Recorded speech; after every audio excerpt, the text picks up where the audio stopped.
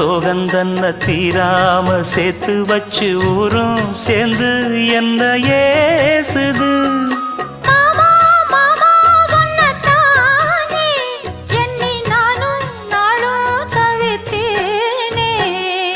கூண்டுக்குள்ள என்ன வச்சு கூடி நின்ன ஊற விட்டு கூண்டுக்குள்ள போனதென்ன கோலக்கிளியே.